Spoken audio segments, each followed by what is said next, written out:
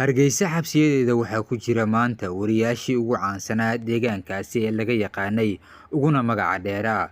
Wariyaashan ayaa la xiray iyaga oo ku jira tabin toos ah oo ku saabsanayd dagaal ka socday xabsiga dhexe ee magaaladaasi Hargeysa oo ay ku dagaalamayeen ciidamada asluubta ee xabsiga ilaaliya iyo qaar ka mid ah maxaabiista xabsigaasi ku jiray oo jaanis u helay inay la dagaalamaan qaar ka mid ah askarta waardiyaha ka haysay. Wariyaashan oo isugu jira gabdho iyo wiilal ayaa intooda badan tabin layfa ku jiray taleefanadoodana tabinta uga jiray, waxaana loo haystaa sababta ay u sameynayeen tabintaasi ficilada xun ee magaalada Hargeysa ka dhacayana ay dadka ugu baahinayeen.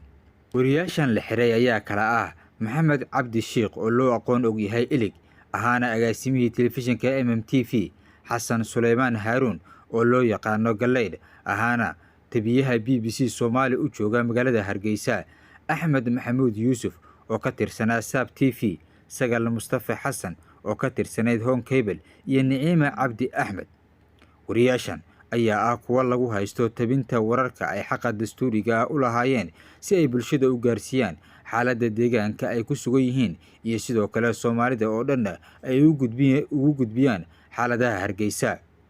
Xabsigan lagu dagaalamay ee uu dagaalku ka bilowday ayaa waxaa ku jiray Cabdi Maalik Muuse Caldoon oo horay ugu xirnaa xabsigaasi muddo sanad gaaraysay, lamana oga xaaladda uu ku sugan yahay waqti xaadirkan maadaama dagaal uu ka dhacay xabsiga uu ku jiray.